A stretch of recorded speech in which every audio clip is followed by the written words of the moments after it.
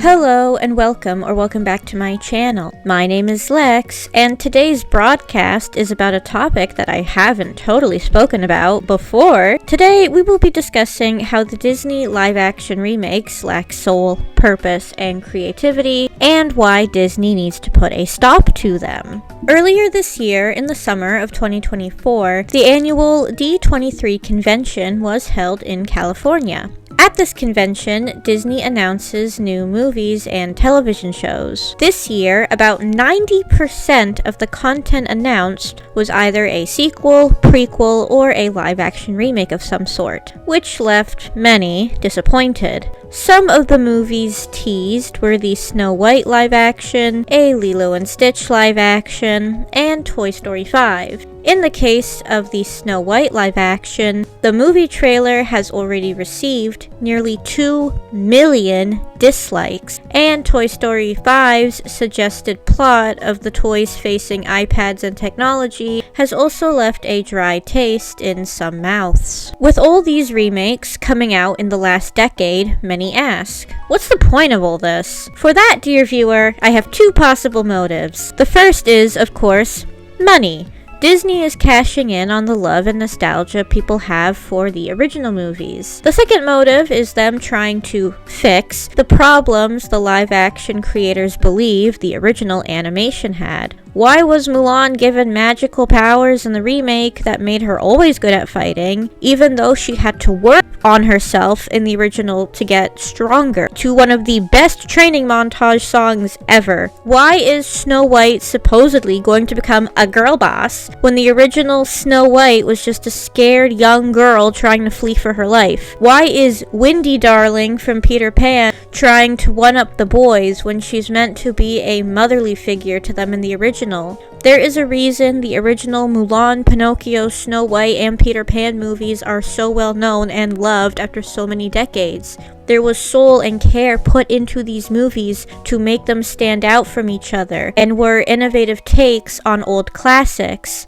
With the live-action remakes, it's the same character archetypes with nothing new being added, making all of these movies feel bland and similar. To add onto the laziness factor of these remakes, a common criticism against them is the race swapping. I've said before in a previous video about a year ago that taking a well-known character and race swapping them is a very lazy way to do a character. It shows that whoever is making this remake doesn't, 1, care for the original source material, and 2, they don't care about finding stories from other cultures to make movies or shows about. Instead of being lazy and rehashing a previous character, make a new and original character. Halle Bailey has a really nice singing voice, and she should have gotten her own original princess for that.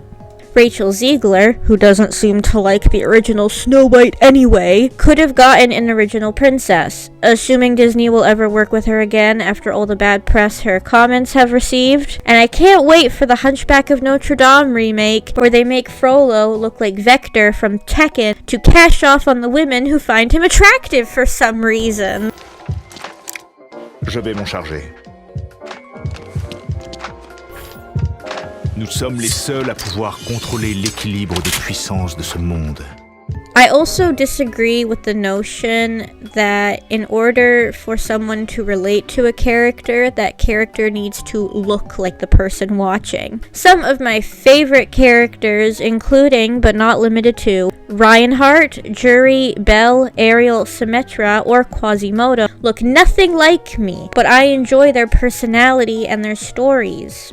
Ariel likes to collect thingamajiggies. I also like to collect thingamajiggies. Belle loves to read. So do I. Reinhardt wants to fight for a better world, and so do I. All that should matter at the end of the day is that a story and its characters are well written and feel like actual people. Stories should not be told just to tick a box or to make some extra money. A good example of this would be the Studio Ghibli movies. Ponyo is based on The Little Mermaid by Hans Christian Andersen, but feels like its own original story with how the characters react to the world around them. Hayao Miyazaki, often called the Japanese Walt Disney due to his dedication to the art of animation, tells the stories he wants to tell and doesn't let anything disrupt his creative process. Funnily enough, Disney did handle the English voiceover and distribution for many Studio Ghibli movies, and Disney needs to get their act together, realizing that original animated movies like Encanto, Mulan, will outlast the remakes. They need to start putting their time, energy, and money towards creating original movies based on stories from other cultures.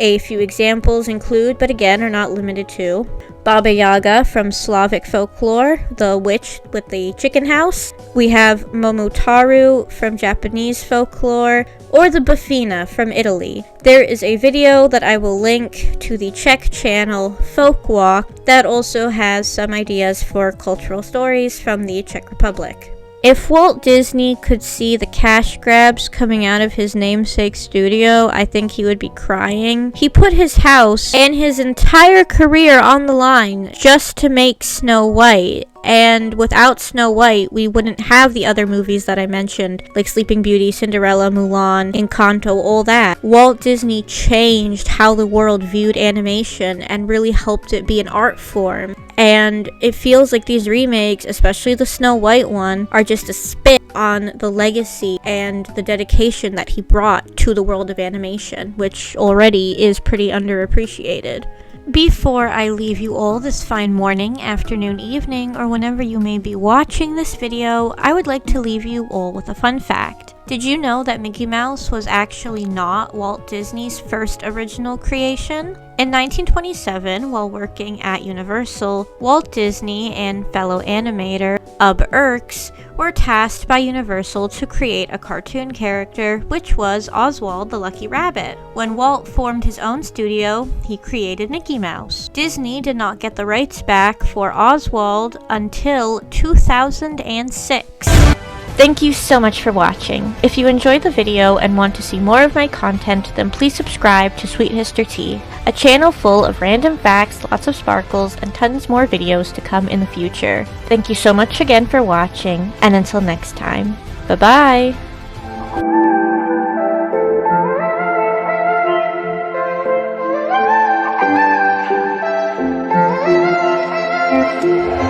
There's a part of myself that I'm missing.